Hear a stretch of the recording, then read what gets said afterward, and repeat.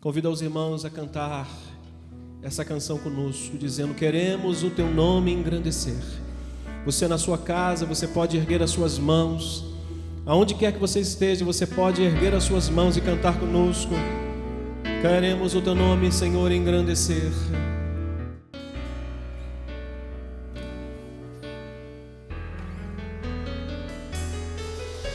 Queremos o teu nome engrandecer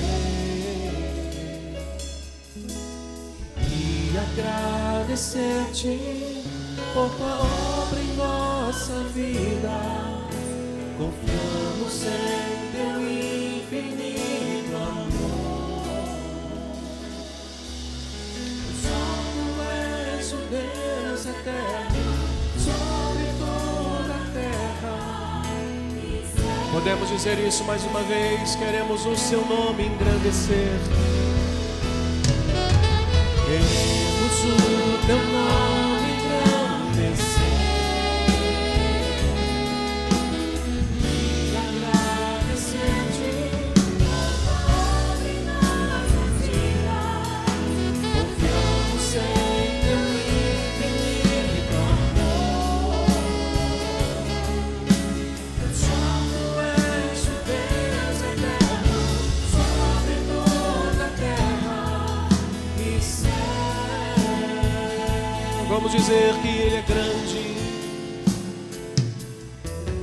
Grande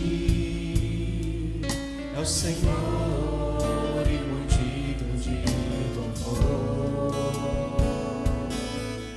Na cidade do nosso Deus, teu santo monte, alegria de toda a terra.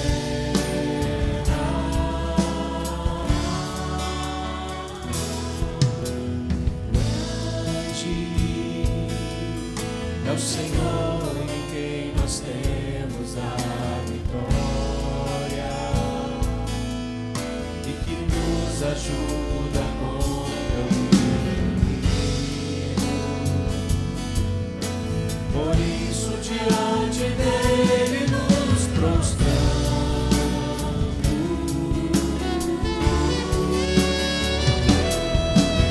Queremos o teu nome engrandecer e agradecer-te por tua obra em nossa vida. Confiamos em teu infinito amor.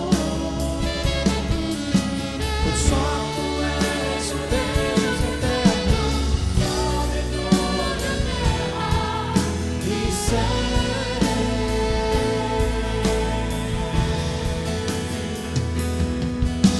Queremos o teu nome engrandecer e agradecer-te por tua obra em nossa vida. Confiamos em teu infinito amor. Pois só tu és o Deus eterno sobre toda a terra. Pois só tu és.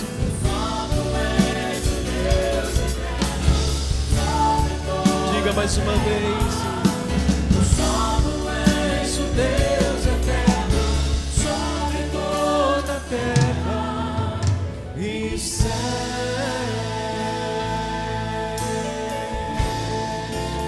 Queremos o teu nome engrandecer, Senhor, pela grande obra realizada em nós, Senhor. Te bendizemos o nome.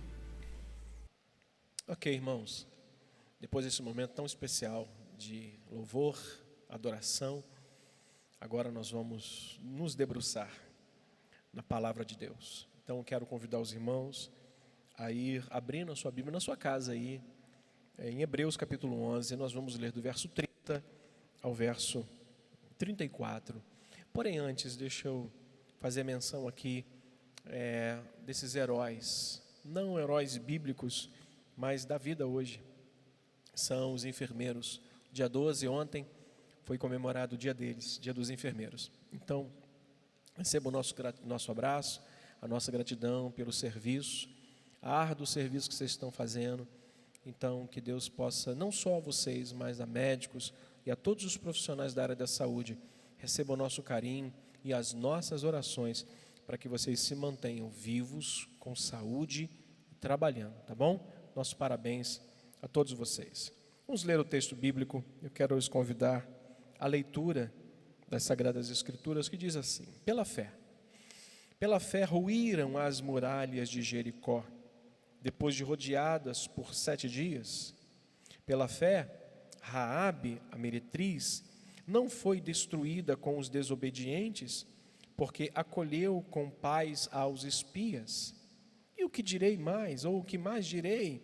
Certamente me faltaria o tempo necessário para referir o que há a respeito de Gideão e de Baraque, de Sansão, de Jefté, de Davi, de Samuel e dos profetas, os quais, por meio da fé, subjugaram reinos, praticaram a justiça, obtiveram promessas e fecharam a boca de leões, extinguiram a violência do fogo, escaparam ao fio da espada, da fraqueza, irmãos, tiraram força, fizeram-se poderosos em guerra e puseram em fuga exércitos estrangeiros. Vamos orar, pedindo a bênção de Deus sobre essa pequena reflexão. Nosso Pai, este é o momento mais especial da nossa reunião. Sempre digo isso aqui nos nossos cultos. O momento do louvor é especial para Ti, porque são os Teus filhos que chegam a Ti para Te louvar, para Te agradecer e Te engrandecer. Mas o momento da palavra especial para nós é quando o Senhor fala conosco. E eu peço, fala com cada um dos meus irmãos, aquele que está sozinho na sua casa, esse singular, essa irmã, esse irmão, essa família que está reunida agora para ouvir e cultuar o Senhor. Fala conosco e nos abençoe em nome de Jesus. Amém. Meus irmãos, o tema hoje que eu quero sugerir é forjado no fogo das aflições. Eu queria deixar esse tema para que a gente possa caminhar por ele, por esse pensamento. E nós temos aqui uma turma seleta, e nessa seleta lista de heróis da fé, todos os que estão aqui descritos no texto foram de alguma forma forjados no fogo das aflições para de alguma forma serem mais íntimos, mais próximos de Deus e também cumpridores das suas missões. De Abel até o profeta Samuel, os profetas, todos eles, esses homens foram de alguma forma forjados no fogo das aflições, para que eles pudessem terem as suas vidas mais lapidadas, vidas mais próximas do Senhor. Deixe-me falar algo importante para os irmãos, que eu julgo ser importante nesse momento. Deus sabe como manter, Deus sabe como controlar. Perdoe-me com essa palavra, mas essa palavra controlar, ela não é pejorativa, é manter a nossa vida sob controle, manter a nossa vida sobre o governo dele. Deus sabe como fazer isso e Ele é especialista em fazer isso. E às vezes, o fogo das aflições servem para nos fazer permanecer nele, para estarmos mais próximos a Ele e não nos autodestruirmos com as nossas próprias escolhas, com as nossas próprias decisões, com as nossas próprias vontades. Exemplo que nós temos disso é o próprio Paulo falando da sua experiência que teve, para que ele não se exaltasse com aquelas revelações que ele havia visto, que ele havia tido com o Senhor. 2 de Coríntios, capítulo 12, versículo 7, vai dizer-nos o texto: e para que não me ensoberbecesse com a grandeza das revelações, foi-me posto um espinho na carne, mensageiro de Satanás, para me esbofetear, a fim de que eu não me exalte. Queridos irmãos, se Deus não tivesse feito assim, creio eu, com o servo dele, o apóstolo Paulo, sua experiência, as mais maravilhosas experiências que ele teve no céu, teria destruído a sua vida na terra. Então eu quero dizer isso: Deus sabe como manter nossa vida, Deus sabe como manter o mundo que criou sob controle. Essa pandemia não tira o controle e a soberania de Deus, não abala o trono do governo celestial.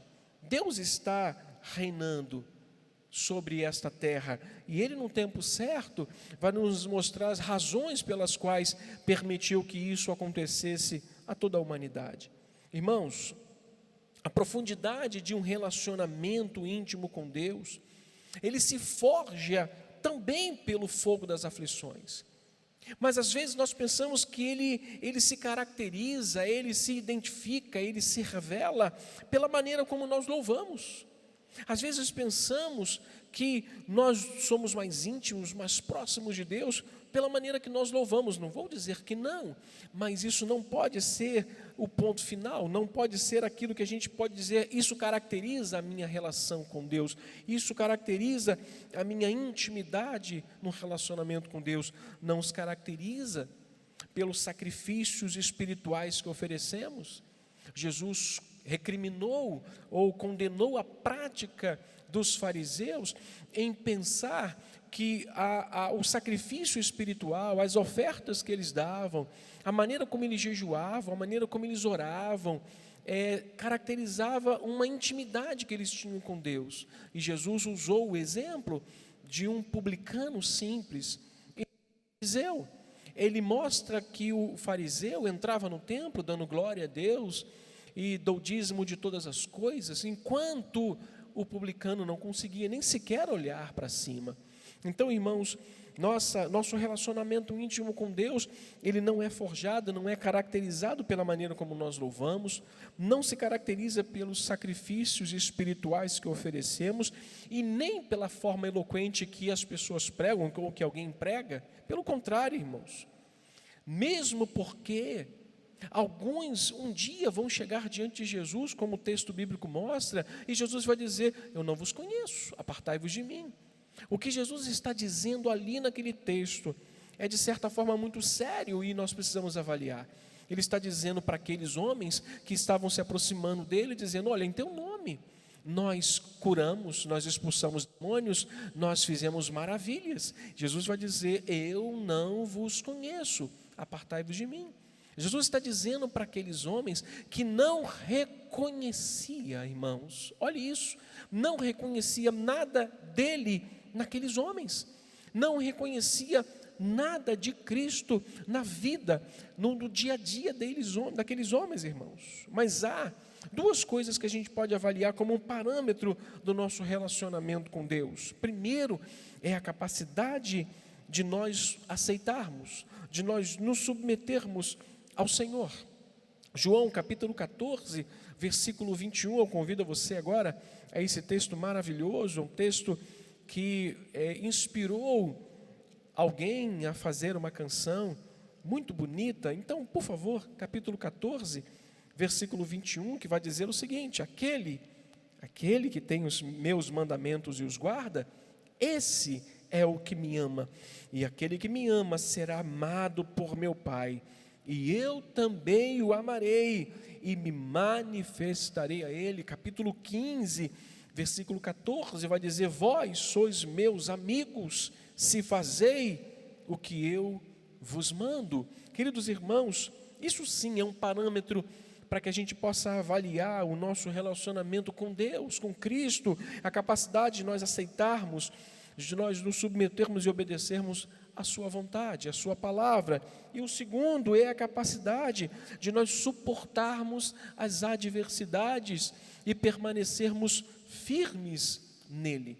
Nessa seleta lista de homens que foram forjados pelo fogo, esses homens suportaram aflições que nós não temos ideia, irmãos, de quantas foram, qual nível, qual foi a proporção que esses homens enfrentaram as adversidades, mas todos eles permaneceram firmes. Então isso sim é um parâmetro de avaliação. Não é a maneira como eu louvo, não é a maneira como eu oferto, como eu dizimo, como eu faço o meu jejum, como eu faço a minha consagração, não é a maneira como eu prego, e sim a capacidade que eu tenho de me submeter a Cristo e de também suportar as aflições e permanecer nele até o fim.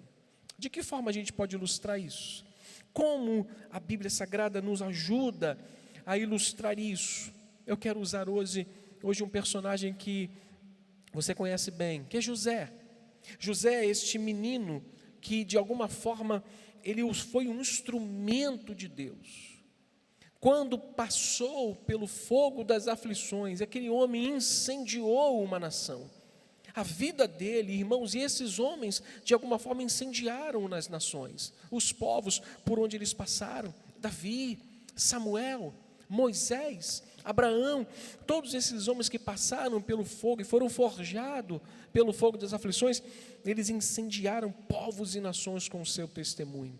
E José, irmãos, no Egito, lá no Egito, Faraó e todo aquele povo não foram o mesmo depois que aquele jovem chegou ali no Egito, aquele prisioneiro, menino ainda, jovem, chegou ali. O Egito passou então, irmãos, a ser um lugar onde Deus manifestaria a sua glória por meio de um menino que estava sendo forjado no mais alto nível do fogo das aflições. Mas, e queridos irmãos, o Egito se tornou, portanto, o palco da glória de Deus. O Egito se tornou um lugar onde Deus manifestou a glória através de um menino. E nós conhecemos a narrativa bíblica, você conhece a narrativa bíblica? E nós vemos que num só dia, Deus promoveu José de escravo a governador de toda a terra. E enquanto eu preparava essa pequena reflexão para essa noite de quarta-feira, eu conversava em casa um pouquinho com minha esposa. Nesses dias é o que nós temos para fazer. Orar, meditar na palavra e aproveitar esse momento em família para conversar com nossos filhos, para jogar um joguinho, para estar próximo da família. Mas enquanto eu falava com ela, pare para pensar, irmãos, Deus fez, olhando para esse texto, vir 7 anos de fome sobre a terra. Ele fez vir 7 anos de fartura sobre o Egito, para que depois ele pudesse permitir que viesse 7 anos de fome sobre a terra, para levantar um homem que glorificaria o nome dele sobre aquele povo.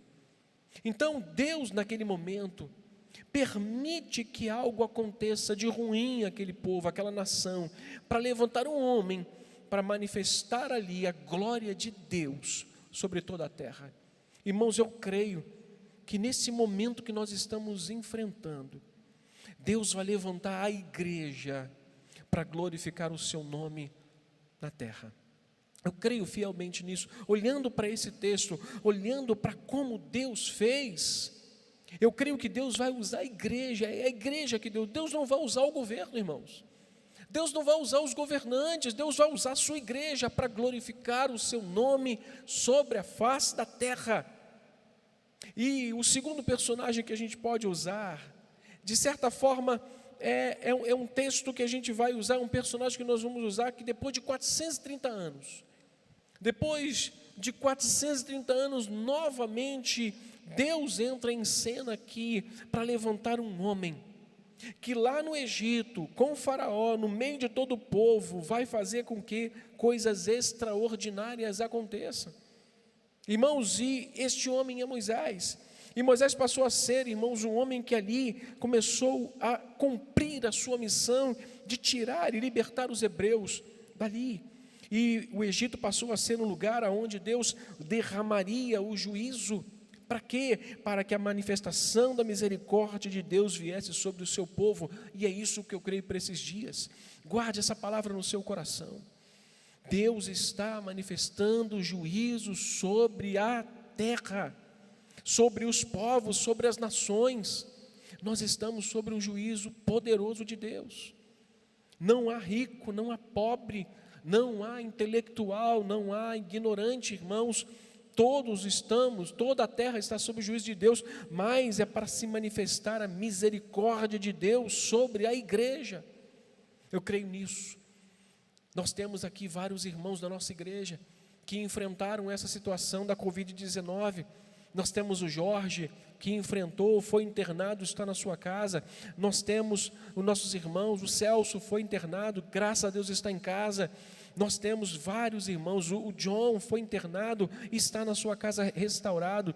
Nós temos o Dr. Newton, que está também internado, mas logo vai voltar para o seio da sua família. Mas tudo isso, irmãos, é para nos mostrar que a manifestação da misericórdia de Deus é para o povo dele, é para a igreja dele.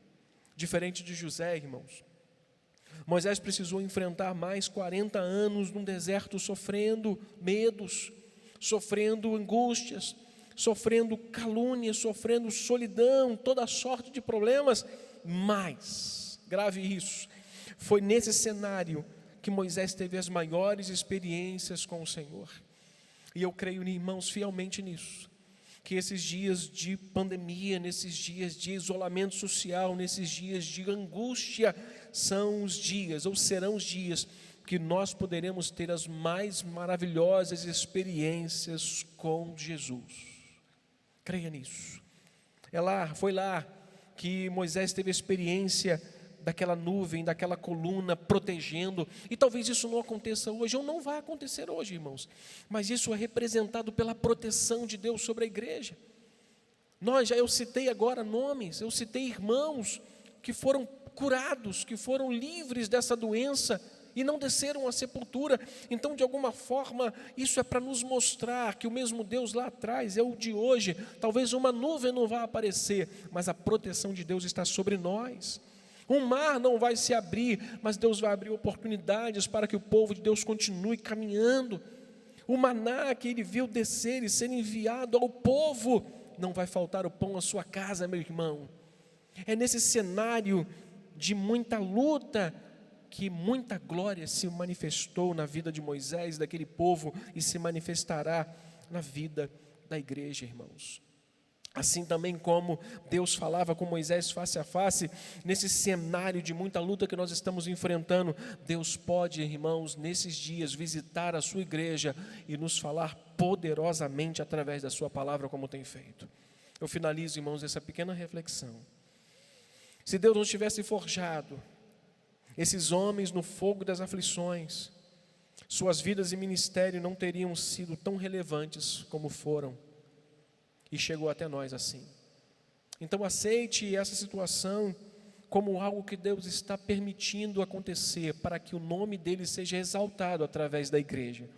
A igreja vai exaltar o nome dele, nós como povo dele iremos exaltar o nome de Jesus.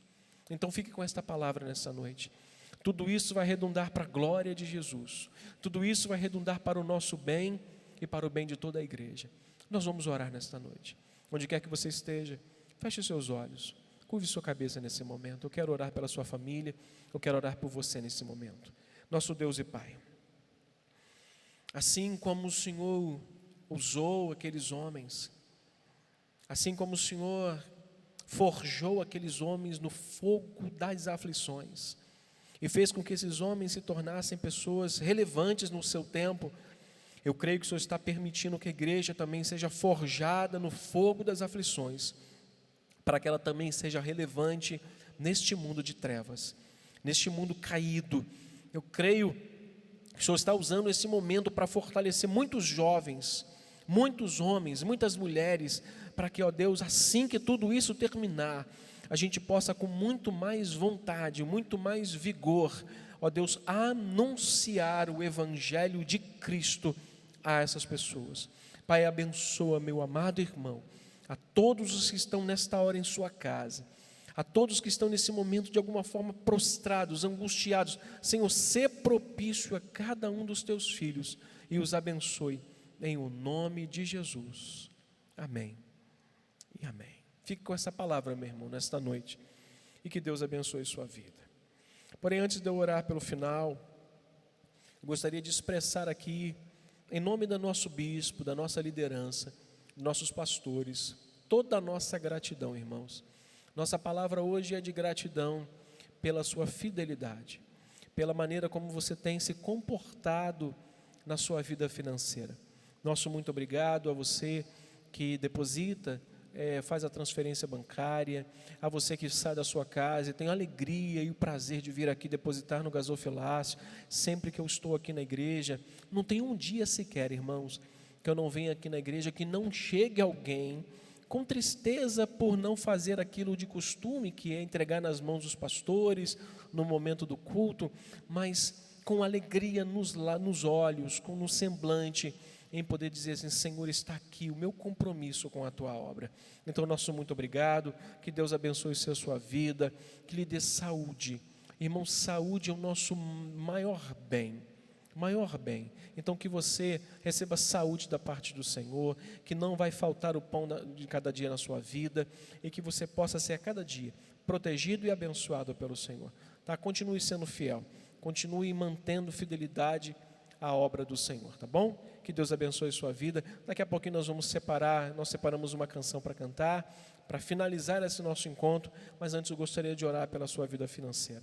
Pai, mais uma vez, eu me achego ao trono da Tua graça, através da oração, para agradecer pela fidelidade do Seu rebanho, mas também para pedir, continue abençoando o Seu povo, com todas as Suas bênçãos, derramando, Senhor, sobre o celeiro deles, provisão, para que nunca falte saúde e o pão de cada dia na vida da casa deles, em nome de Jesus. Amém. Vamos cantar essa canção juntos e finalizar essa reunião. Deus abençoe sua vida. Até o próximo encontro, querendo Deus. Autor da minha fé, cante conosco. Queria tanto ver o meu Senhor descer, vindo me encontrar. Eu posso até imaginar a refulgente glória do Senhor Jesus, transpondo as brancas nuvens do mar azul. Onde nem sul, nem norte existirá.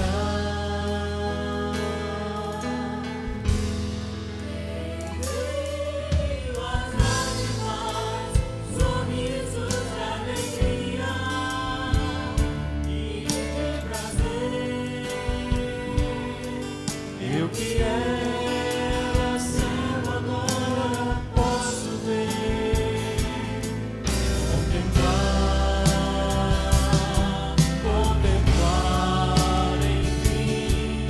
Por isso eu canto glória,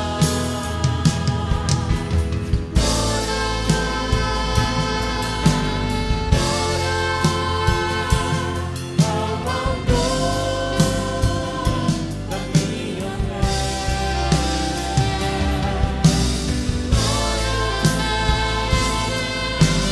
Glória ao autor da minha fé.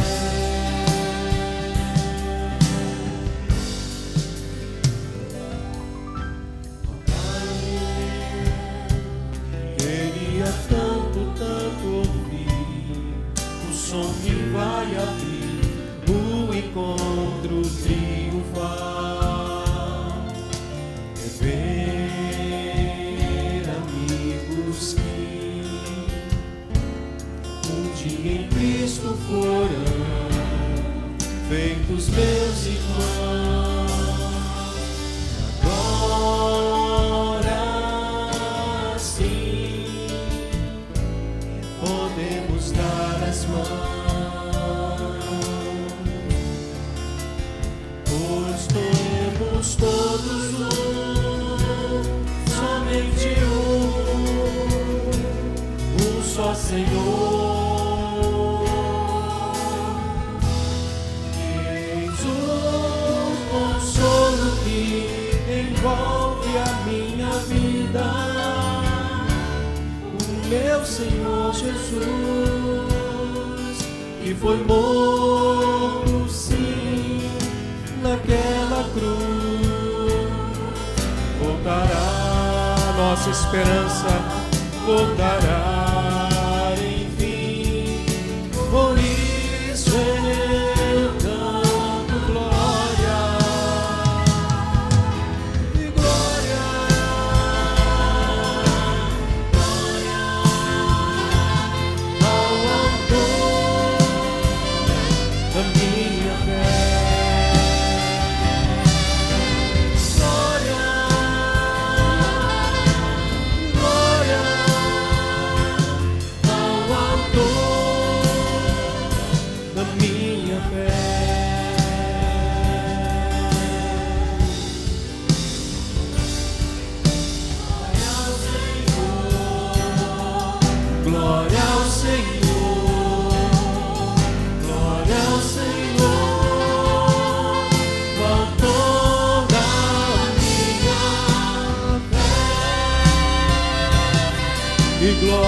Senhor, glória ao Senhor.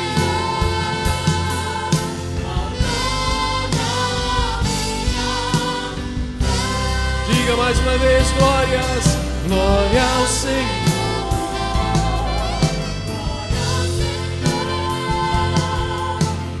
Toda a minha fé.